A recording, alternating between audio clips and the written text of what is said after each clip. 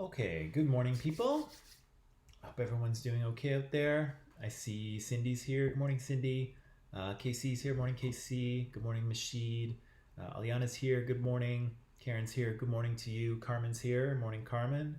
Pearly's here. Hi, Pearly. Who else? Michael's here. Good morning, Michael. Who else? Who else? Adalbert's here. Good morning, Adalbert. What what what emoji best represents your mood this morning? I'm gonna I'm gonna go with this one. Manish is here. Good morning, Manish. Sam's here. Good morning, Sam.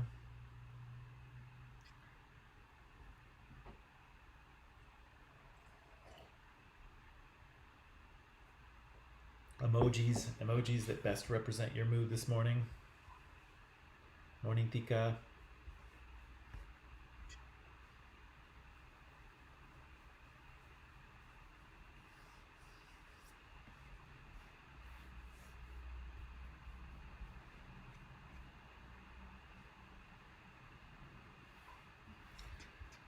Okay, so Karen's better. I hope Karen's awake and ready to go.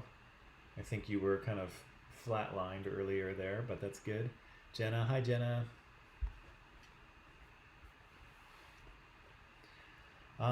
So while people are kind of jumping in here, KC's good. That's awesome. Um, while people are kind of just joining and chiming in here, we will. Hi Ella. Um, what we'll do today is we'll finish up Egypt. So I've asked you to consider a few things about Egypt and Mesopotamia, and we'll talk about those for a little while, and then we'll move on to India. And so I'll talk a little bit about the earliest part of Indian civilization. I have some reading for you to do, and I also have kind of a cool documentary that I'll show you probably tomorrow, but I'm not sure about that. But that's kind of where we'll go. Min is here. Good morning, Min. Caleb's here. Good morning, Caleb. Aliana is a crescent moon. I don't know what that means. That's cool, I guess, though.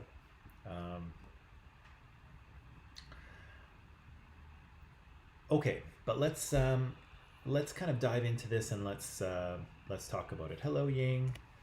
So, what I asked you to do before we started is I asked you to briefly identify some of the most important things that we talked about in certain categories. And so for the last couple weeks, we've been talking about Mesopotamian civilizations, particularly the Sumerians, but a little bit the cultures who came after them as well, like the Akkadians and Babylonians. Hello, Faye. And then we moved on to the Egyptians, right? So what I want to ask you is, what are some of the things that we should remember about how culture interacts with, that's okay, Lim, how culture interacts with environment. So what did you say for that? Important things we should remember about culture and environment. I'm curious to see what you say.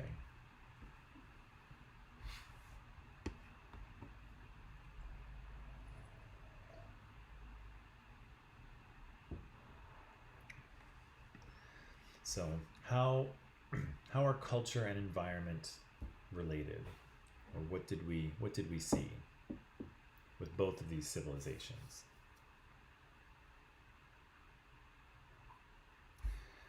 Okay, so Aliana says the most important thing is that we can choose our own path and believe what we want to believe, and that there are many cultures. Yeah, so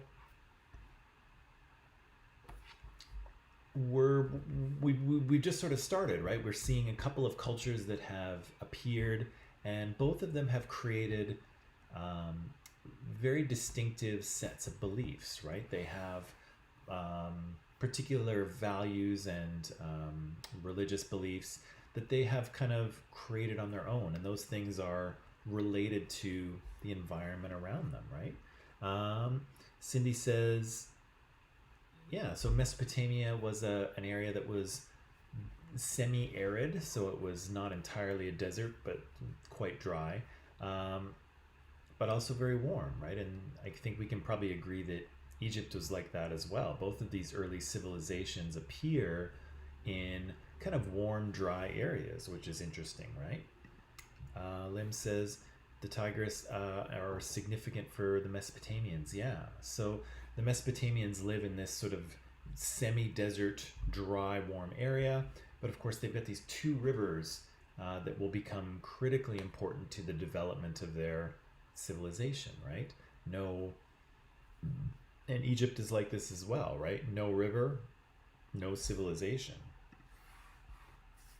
Karen says a society has traditions or rituals that are influenced by the things that surround them, like the environment, mummification in ancient Egypt. Yeah. So cultures develop or are heavily influenced by the place that they live, the environment they live in. And so both of these cultures appeared around 5,000 years ago. They both appeared in sort of warm, dry areas with a big river going through it. And those environments influence them in various ways, but interestingly, not in the same way, right? Because the Egyptians mummified their people, whereas the Mesopotamians did not, right? But we said that mummification was connected to what naturally happens in the desert, right? If you bury a dead anything in the middle of the desert in the sand, it will dry out, it will mummify because, again, it's so dry. But that inspired the ancient Egyptians to bury their dead that way. So the environment had a lot to do with that particular religious belief, right? Thika says culture and environment are related to each other. They absolutely are, right? They're heavily influenced by the environment around them. Let's see. Okay, that's a good start. What are some of the things that we learned about power and politics and authority and the way that people govern themselves? What are some of the more important things that we saw in these two civilizations?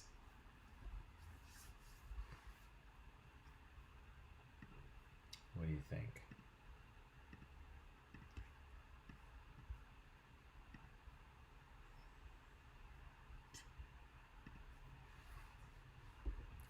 What do we see in terms of how the Mesopotamians and the Egyptians ruled themselves, organized themselves socially,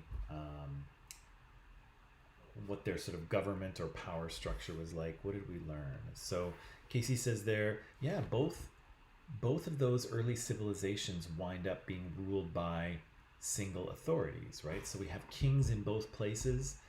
Mesopotamian kings wind up ruling city-states, right? And later the Akkadian Sargon comes in and creates an empire, right? An Akkadian empire.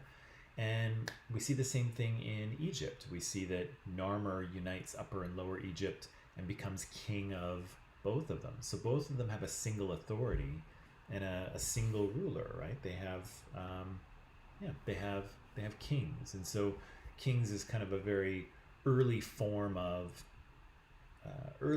civilization's government, right? And both the Egyptians and the Mesopotamians both use this structure with one guy at the top of government, right?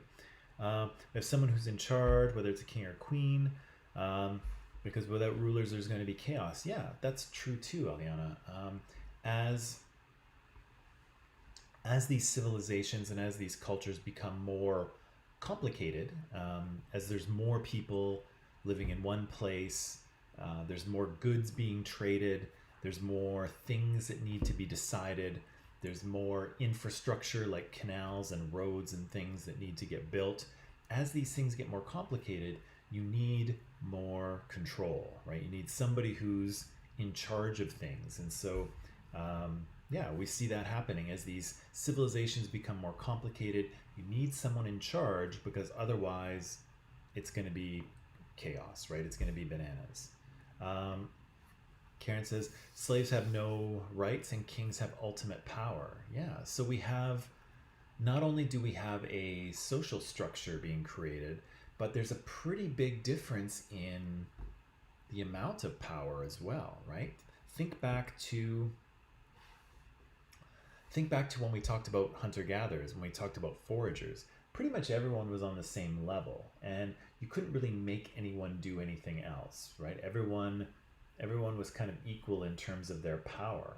But here in these civilizations, there's massive differences in power. We have kings, especially in Egypt. Kings have great political power, like Pika says. And in Egypt, kings are actually seen as gods, right? And then we have people at the bottom, slaves, who have no rights and are in some ways not seen as people. They can actually be owned as property by other people.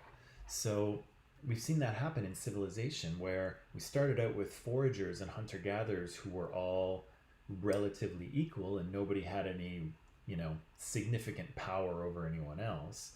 And now we've got to this place where some people are property, they're almost dehumanized, and some people are so powerful that they're actually seen as supernatural. They're actually seen as gods, right? Crazy stuff.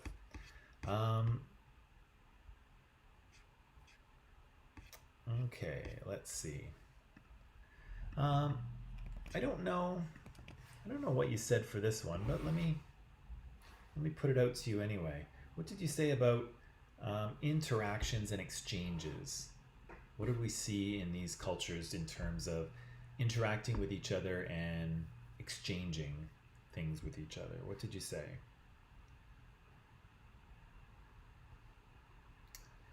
What did you say?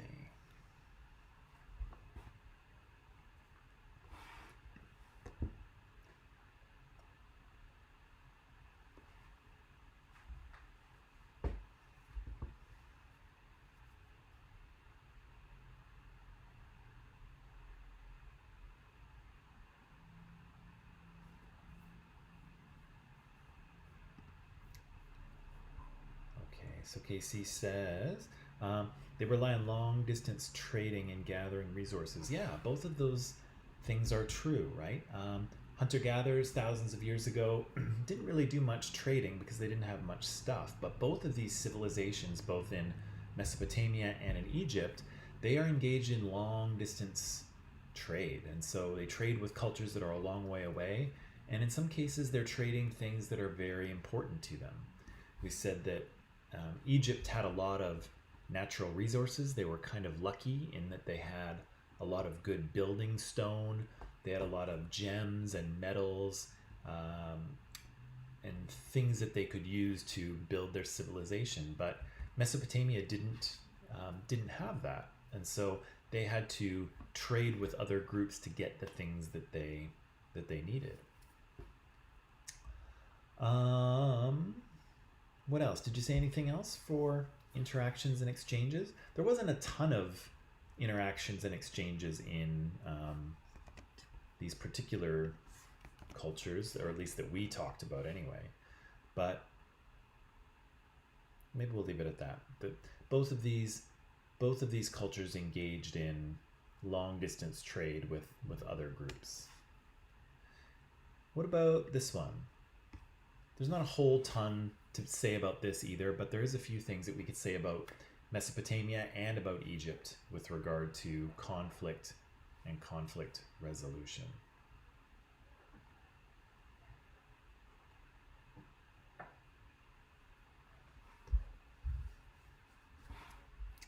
What did you say?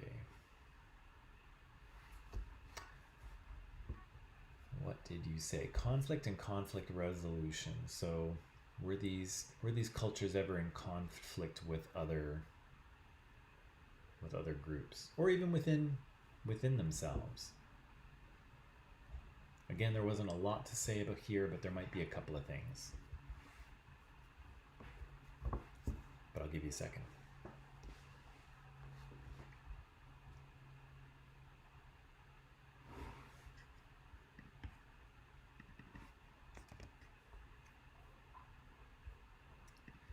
Let's see. So Aliana says, kings and queens are the ones who resolve conflicts. Yeah, that's true.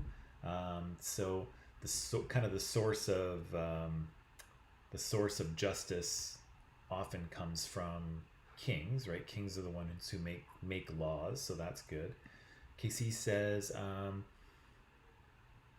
yeah, Upper and Lower Egypt are two groups that are brought together, right? And they're brought together seemingly through military conflict, right? We see that Narmer palette, that piece of stone where the King Narmer uses military force to unite Upper and Lower Egypt. So there seems to be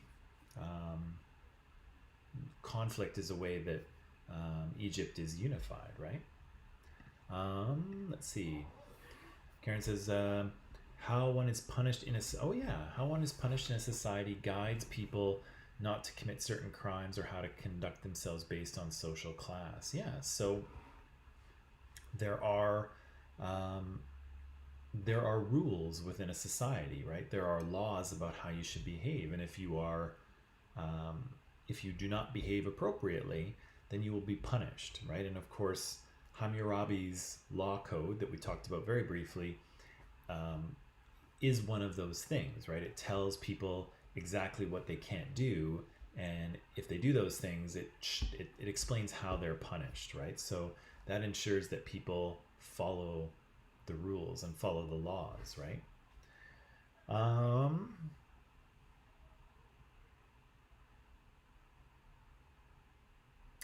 I guess the other thing that we could say, this is not a critical point, but the other thing we could remember is that there was some difference in terms of conflict between the two civilizations, because the Mesopotamian city-states were often fighting one another. And so they were constantly kind of trying to take one another over. But in Egypt, that often didn't happen, right? Once Upper and Lower Egypt were unified, things were pretty quiet for the most part, right? We said that there was an old kingdom and a middle kingdom and a new kingdom. And in those periods that are about 500 years long, things are pretty quiet. There's not a lot of military conflict. Succession of pharaohs is maintained. So, you know, the throne passes from father to son without a lot of confusion or upheaval. So there's a lot more conflict going on in Mesopotamia, whereas Egypt is kind of much more quiet and stable, right? Okay, I think that's pretty good.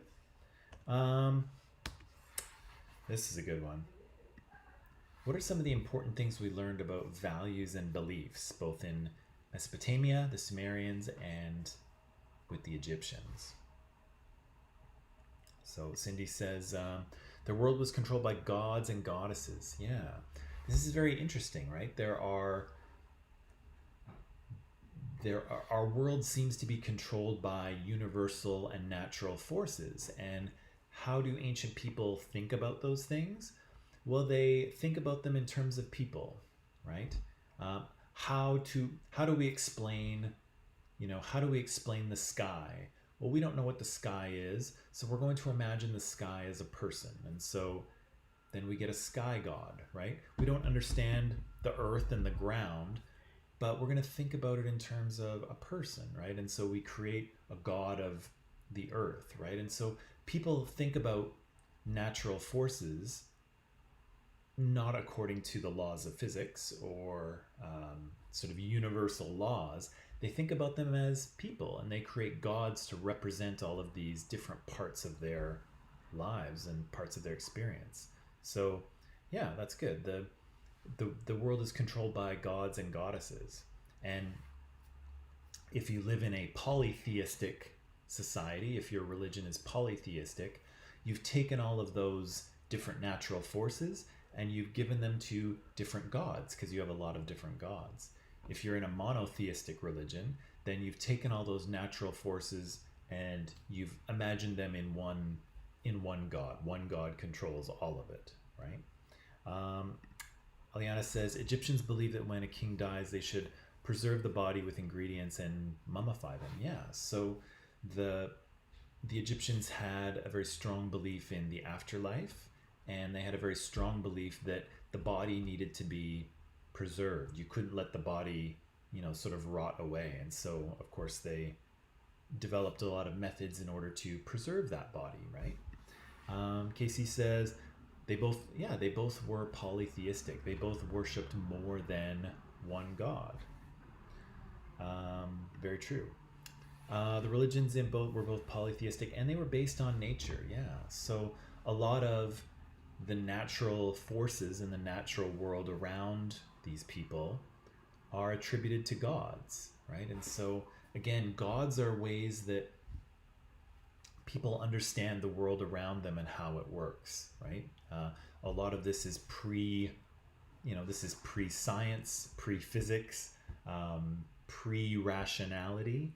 And so people are trying to understand how the world works, and they imagine it working by personifying it, by imagining it as a person, right? Thika says pharaohs in ancient Egypt were powerful and recognized because they relied on people's beliefs with the gods. Yeah, so there was in Egypt we have pharaohs, we have kings who are seen as gods, and so the Egyptians have even a more direct connection to gods because they are ruled by one, or they believe that they're ruled by one, right? Adalbert says they're both polytheistic. Yeah, that's good. And they believe multiple gods based on nature. Yeah, very true, right? So again, the way that people imagine their universe to work, the way that people imagine the world to work, really depends on the environment they live in. And even though we haven't talked about it yet, you could probably imagine that a culture that lived in the deep rainforest jungle is going to have an entirely different idea of how the world works than a culture that lives in a dry, hot desert with a river running through it, right? Those are totally different environments, different experiences, and they're probably going to imagine the world differently as well. What else? Did you say anything else for that one?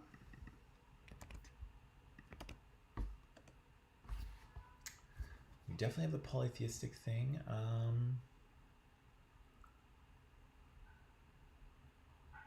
I think that's pretty good. That's pretty good. What about cultural expressions? And so I'm kind of thinking here specifically about, you could imagine religion as a cultural expression, but I'm thinking kind of art and architecture, physical things. How do we see people express their culture in both Mesopotamia and in Egypt?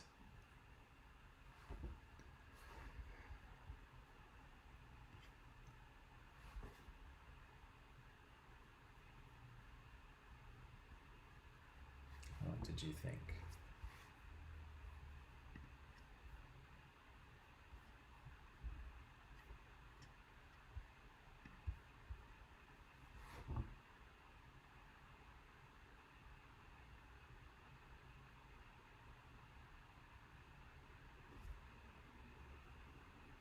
Or was this one a little less clear? Maybe not. Okay, let's see. Oh, yeah.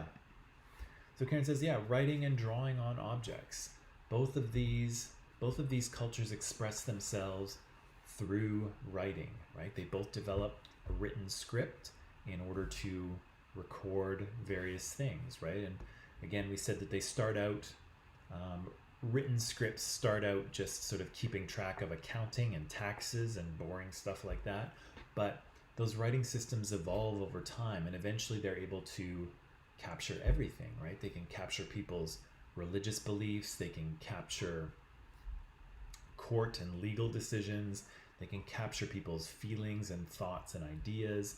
All of these things come down to us through writing. And so one of the reasons why we're able to talk so deeply about both of these cultures is because they've written things down. And cultures that don't write things down, as we'll see very shortly, it's much more difficult to say anything about how they were living their lives because we just don't know, right? Yeah, both of these cultures created pyramids, right? So they built these kind of large buildings that were triangular, which is interesting, and I think probably related to the natural environment, but also probably related to engineering as well. It's much easier to build a stable building that's like this than a stable building that's like this. But Casey also says that they both sort of flirt with the idea of empires, right? And so Sargon of Akkad is the first one to collect Mesopotamia and some other areas under his control. And so we have a bunch of different groups of people, a bunch of different cultures being ruled by one culture, which is brand new when Sargon creates his empire. But of course, the Egyptians do that as well, right? Eventually, in the Middle Kingdom and the New Kingdom, they move out of Egypt and they start taking over other parts of the world and creating kind of a little empire thing as well. Both of them create art on walls, right? Probably the Egyptians more so, or at least we have more Egyptian painting than Sumerians, but both of them demonstrate their understanding of how the world works by painting. They both wore clothes. Not much, probably. It was really hot. We didn't really talk about clothing, but yeah, clothing is something that people would have created and wore, absolutely. Let's see.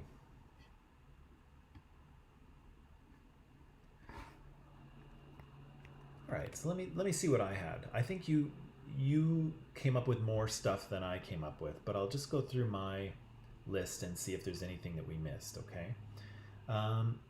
So what I was thinking about with culture and environment too, and again, everything you said was correct here. Everything you said was valid and useful, and so this is not me saying this is the right answer. This is me saying here's some other things we could think about too. I think in both cases we see that climate change leads to intensive agriculture, right? So in both of these areas, we saw that there was a historical period where things got warmer and drier and people got pushed toward the river and started farming there, right? We said that the environment inspired religious ideas. You guys just told me that a little bit earlier.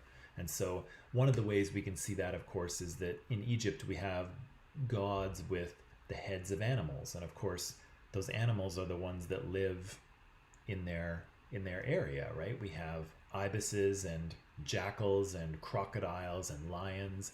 All of those animals would have lived in Egypt. And so they sort of found their way onto the heads of gods.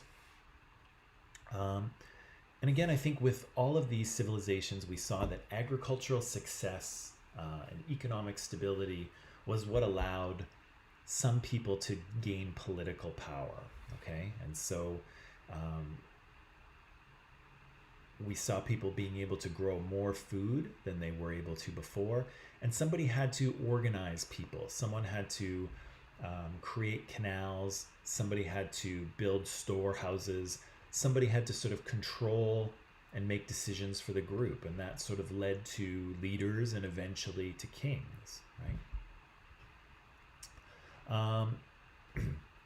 In both cases, I think we saw that political leadership was connected to the gods, right? So if you could convince people that somehow the gods favored you, or somehow the gods were telling you things that they weren't telling anyone else, then that led you to be able to gain political power over people. And that was kind of seen in an extreme form in Egypt, where the pharaoh was actually seen not as favored by the gods, but an actual god himself, right? But in both cases, we see that the authority to rule over people comes from above, right? And of course, that's different from democracy, right? Democracy, we elect our leaders, in theory. We elect our leaders, and so we rule from below, right? The only reason that Justin Trudeau is prime minister is because a good portion of the Canadian population has said, yes, we want you to be in charge. So in a democracy, power comes from below, right? Justin Trudeau is allowed to rule because we give him the permission to do it, right? Whereas in these ancient civilizations, the pharaoh has the power to rule over people because the gods say so. The gods have given him that authority, not the people, okay? So there's obvious difference there. Interactions and exchanges. You told me that the Egyptians and the Mesopotamians, they traded with other civilizations for things that they needed, and so that was very true. Um, Ancient Egyptians and Sumerians actually don't use money. Money's not invented yet, but they do exchange with each other through barter, so they directly trade with each other. We said that the Egyptians might have been inspired to write by the Sumerians, and so they might have gotten the idea to write things down from them, but of course they developed their own writing that's totally different from cuneiform. And then later we saw that the Egyptians actually started borrowing technology from people too. And so one of these groups that invaded Egypt, the Hyksos, they had chariots drawn by horses. And so the Egyptians kind of copied those and used them themselves later on. Both of these civilizations, in terms of their values and beliefs, they were both highly religious, right? There was both civilizations felt that it was very important for, if you wanted to be successful in life, you needed the favor of the gods, right? And if you didn't honor them, the gods would punish you somehow. And so religion was a major part of both of these civilizations' lives. You told me that they were, of course, polytheistic, so there was lots of different gods ruling over nature, but in some cases ruling over human activities as well. We said the Egyptians had that thing called Mat, right? That sort of principle of universal balance. And of course, the Egyptians believed in life after death, and mummification was important. And again, you told me that as well. Okay, so that brings us here. That brings us to India. But I think this might be a good place to take a little break and stretch our legs because we've been working hard. So that was good. That was a good summary of what we've talked about so far and some of the ways in which those things are connected. The way that environment is connected to religious belief is connected to politics and power is connected to economy. All of these things are interrelated, and we said that we know that, right? Because culture is integrated. All of these things are connected to each other and they work as a system. And so we're kind of starting to see that as these very early civilizations develop and become more complicated. But again, I'll give you a little break now. Go and stretch your legs. And when you come back, we will start talking about India, okay? So see you back here in just a few minutes.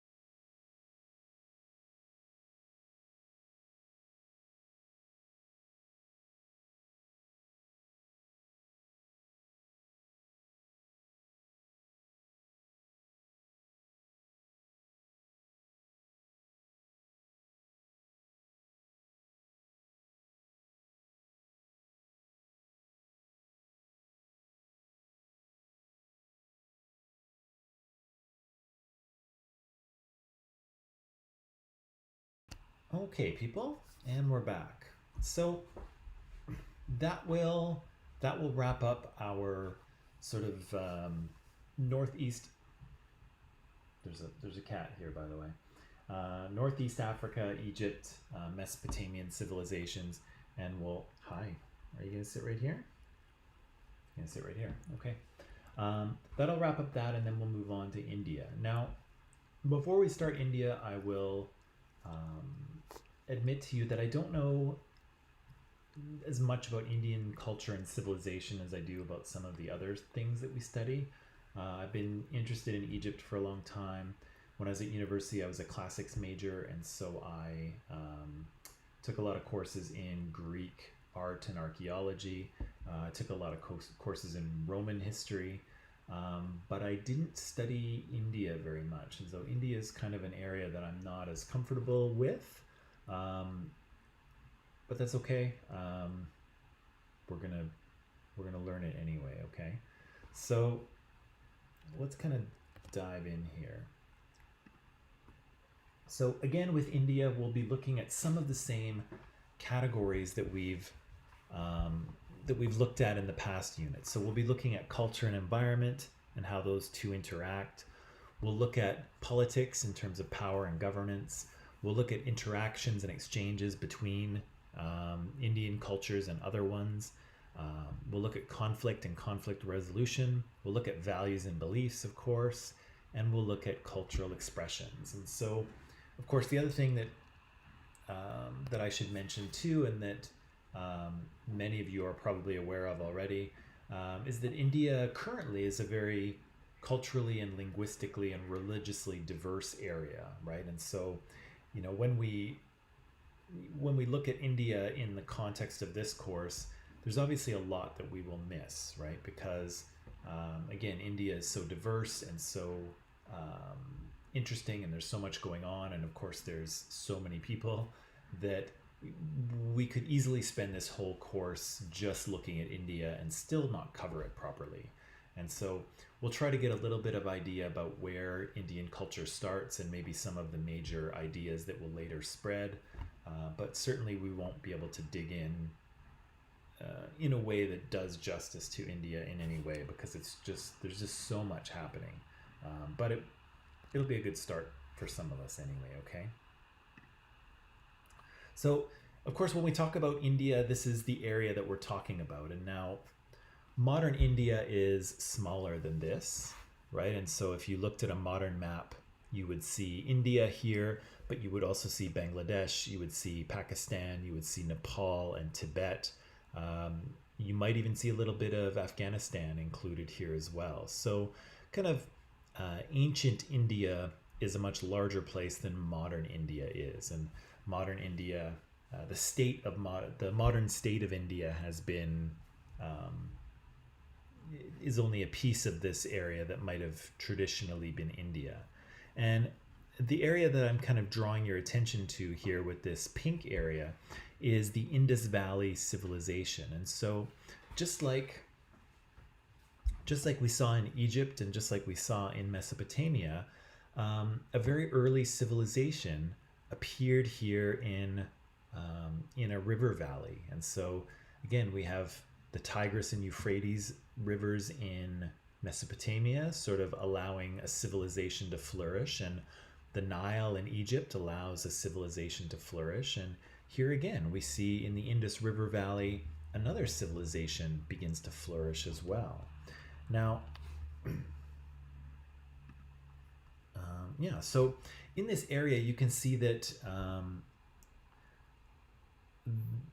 the creation of this civilization is roughly similar to what's happening in Mesopotamia and Egypt.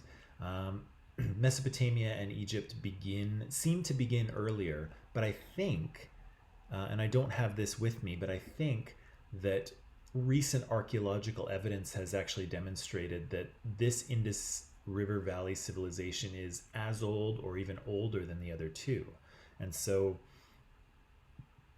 in the past, we believed that the Mesopotamian, the Sumerian civilizations were the first civilizations to ever develop, but it seems that actually this Indus River Valley civilization might have actually been earlier. And so you can see lots of centers within, lots of sort of urban centers within the Indus Valley civilization. The two major cities are Harappa, you can see there, and Mohenjo-Daro. I think there's actually an Indian movie called Mohenjo-Daro, which I haven't seen, but it seems very exciting, lots of action and stuff. And so again, we have a civilization occurring in a river valley, right? We have people who are moving around, maybe herding animals prior to settling down. And then again, they begin to, yeah, is it good, Aliana? We see people starting to settle down, right? Near a river valley and starting to farm, starting to grow crops. Again, we see that this civilization is occurring around 2600 BCE. And so again, that's a little later than what's happening in Mesopotamia and Egypt. But again, this is basically happening at the same time.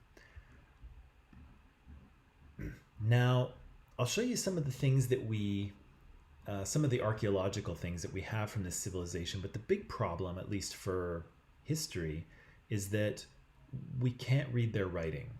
And again, we made a big deal about it in the last unit because being able to read ancient Sumerian and Akkadian and Babylonian, and being able to read Egyptian writing, totally unlocked the worlds of these cultures, and it allowed us to understand all kinds of different religious beliefs and ideas that these people had. But unfortunately, in this civilization, we don't know how to read their writing. And so there's just a lot we really don't know about what this civilization was like. What we do have left over is pretty significant cities that are built of clay bricks. We have lots of pottery. We have some inscriptions and writing.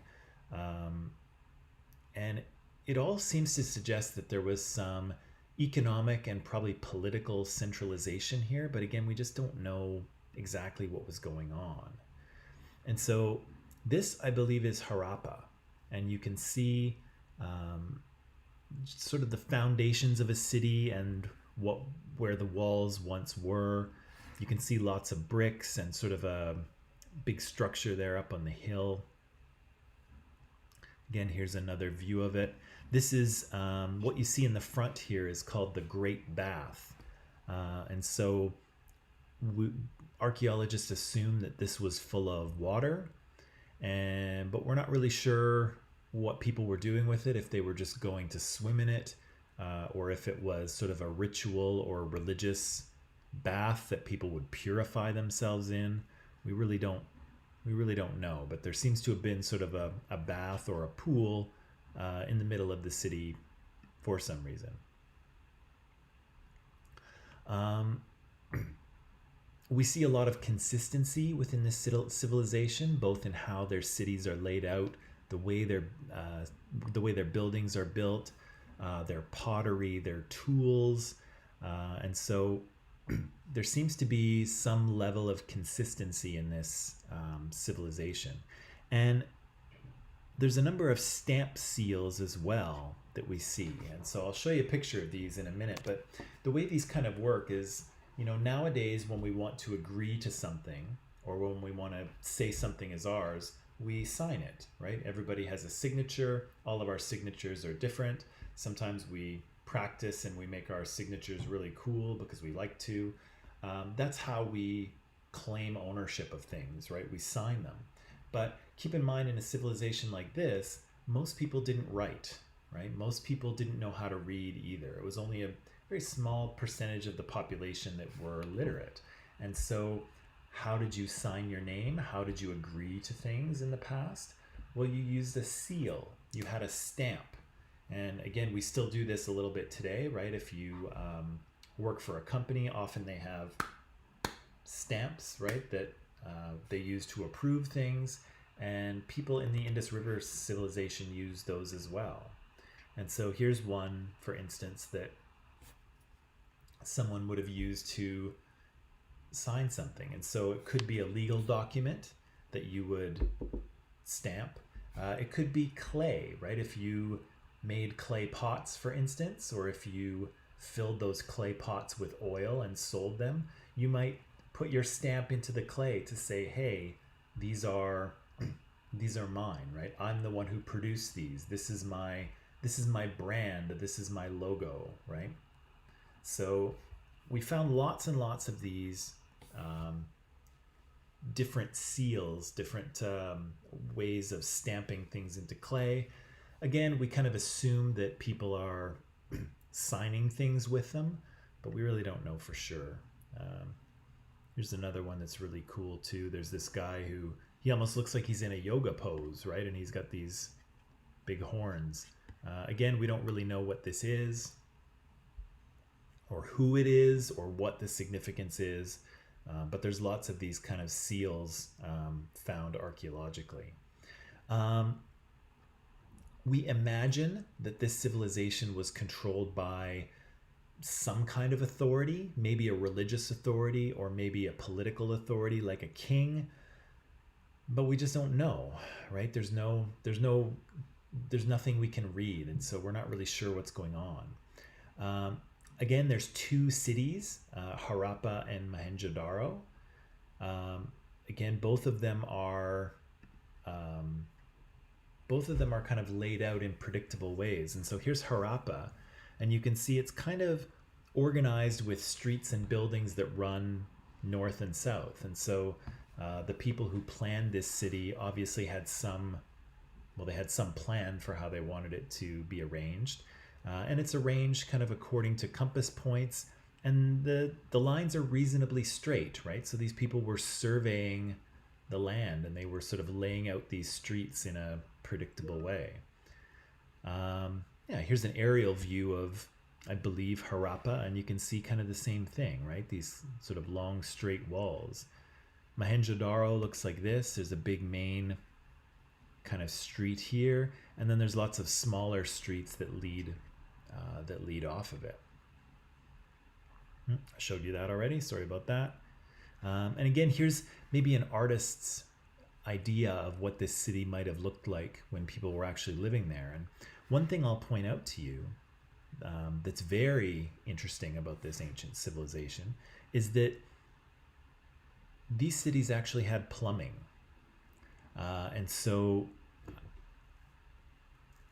the early cities of Egypt and of Mesopotamia, if you had to go to the bathroom, this is a little bit gross, but if you had to go to the bathroom, you probably went in a bucket, and then you took the bucket and chucked it in the river. That was your bathroom, that was your sanitation.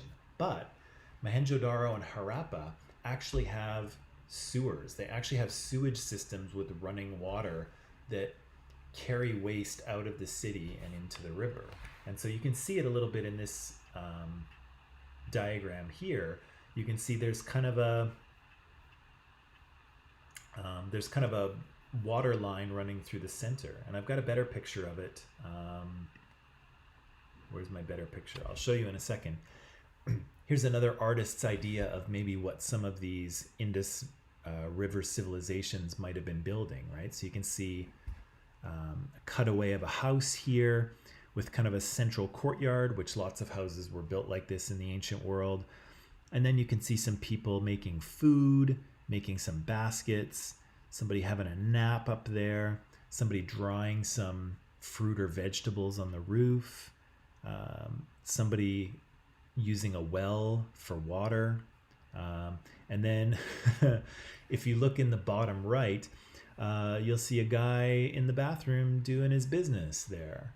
And again, that's because these cities had plumbing. They had a sewage system. And what's so interesting about this is that, again, none of the other early civilizations had this. So the Egyptians and the Sumerians didn't have this.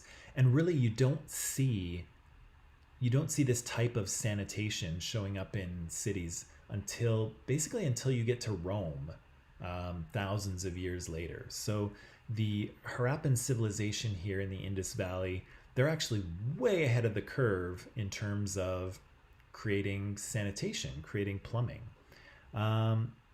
Yeah, so here's kind of what it looked like. And so you can imagine that these would be kind of running with water, and then you could cover these over with either stones or pieces of wood, and then you could create a street, and under the street you have a sewer system, which is exactly what we have today. So again, this was something that was developed very early for the Indus Valley civilization, that once this civilization disappears, you don't see for thousands of years later. Again, we think that these people were growing different types of food, and so you can see wheat and barley and things like that.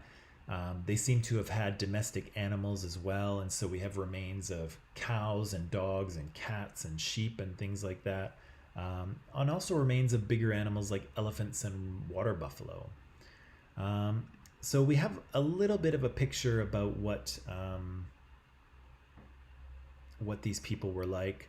We have some evidence that they were also trading with people as well. So we've actually, those seals, those stamp seals that I showed you a little bit earlier, some have actually been found in Mesopotamia. And so it seems that people in the Indus River Valley here in sort of modern day India or Pakistan were actually trading with people in Sumeria, in Mesopotamia, thousands of years ago. And so again, global trade is not a thing that's new. It actually starts here about 4,000 or 5,000 years ago with these first civilizations. So again, we see evidence of long range trade, right? We see exchange between the Indus River Valley and the sort of Mesopotamian cultural area. So different types of metals, different types of precious stones get exchanged between the two areas. And again, we see those seals show up as well, which show us that they're connected. Again, the writing of the Indus River Valley civilization, we can't read it, and so we don't really know what was going on. I said that we see these elaborate bath facilities, so we saw that giant pool in the middle of Harappa, and so that might suggest to us that there was some sort of ritual purification going on. And some people have said that because water purification is important in India today, that maybe it gets its start there. But again, we don't really know for sure. Yeah, so there's one of those seals that similar ones were found in Mesopotamia. Sorry, I'm showing you these twice, I guess. This is another important figure from this civilization too. He's a sculpture that they call a priest king. And again, we don't really know who this was. We don't really know if it was a real person. We don't know if he's a priest or a king or a god or what his importance is in civilization. We don't really know who he is. And so again, this is the problem with not being able to read a civilization's writing, is that you just have no idea what you're looking at. And so this is a very kind of interesting sculpture from the Indus River Valley. I think we can agree that this guy looks very sort of distinguished and powerful, and he looks like a bit of a badass, but we don't really know who he is, unfortunately, or what his significance was. Really, all we do know is that this civilization appeared maybe around 26 or 3000 BC, so around 5,000 years ago. But then eventually it's declined and it disappeared, maybe around 4,000 years ago or so. Again, we're not sure why. We're not sure if it was environmental change that caused this civilization to disappear. We're not sure if the arrival of these Indo-Aryan people, who we'll talk about next, we're not sure if those people moved into the region and sort of drove the people out of the cities. We're not really sure Again, abnormal flooding, so a climate change. We're not really sure how this civilization disappeared, but really all we know is that it did appear. We saw a centralization of people living in one area, people farming and raising animals, people trading amongst each other and trading with people that were thousands of miles away in Mesopotamia, people who were writing things down, although we can't read what they wrote, and people who were kind of living this lifestyle for quite a long period of time, right? For 1,000 years. And then again, eventually it sort of disappears. People stop living in those cities. They disappear into the surrounding countryside. Whatever sort of political or religious authority that was in charge of those areas sort of lost their power, and the whole thing kind of falls apart. And so, again, it's unfortunate because without being able to read these people's writing, we don't have any idea what they were. We don't have any idea what they were thinking, or what they believed in, or who was in charge, or what the laws were, or anything. We don't know what any of those things were. And so, that's why we spent some time with Mesopotamia, and we spent some time with Egypt, but we can't really spend a lot of time with the Indus River Valley because there's a lot less that we know. And a lot of it is sort of speculation. But again, it's another ancient civilization that appears in a river valley, kind of in a very similar way to how the Sumerians' civilization appears and how the Egyptian civilization appears. Okay, so that said, I have a little bit of a reading for you to do. And so it's from the textbook, as you can see, and it picks up after this Indus River Valley civilization has collapsed. And so the Indus River Valley kind of disappears, people spread off to the hills, and then we have the beginning of kind of a new cultural period, which they call the Long Vedic Age. And so you can see it's about 1,000 years long, and it has to do with the arrival of these new people from the West, these Indo-Aryans that the text is calling them. And so, again, I have a little section for you to read on these people. And so I would like you to read that section of the textbook, answer the questions by typing them out, of course.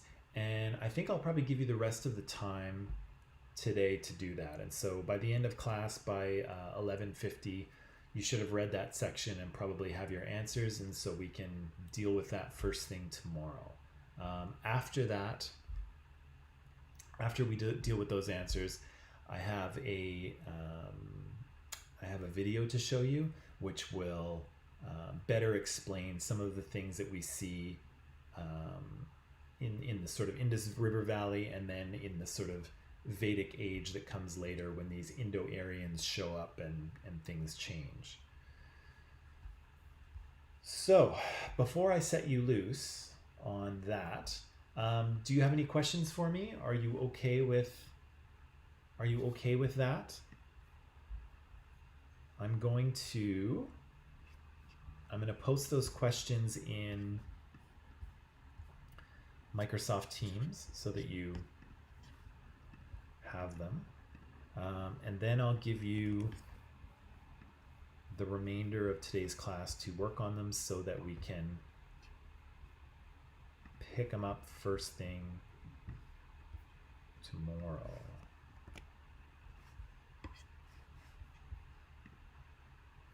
Okay, so Casey is good. Cindy is good. Karen's thumbs up. Again, it would have been nice to spend a little more time on the Indus River Valley, but again, unfortunately, there's not a lot to say because we just don't know. Aliana's cool with a little crescent moon. Mashid is cool. I know you're cool, Mashid. Sarvish is here and he's cool. That's awesome.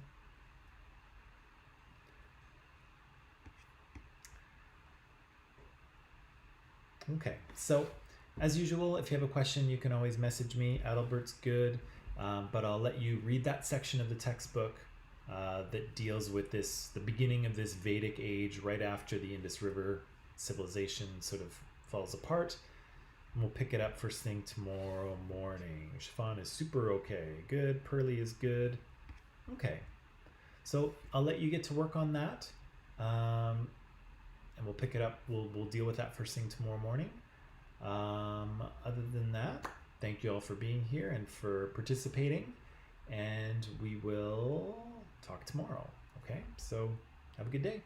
Bye.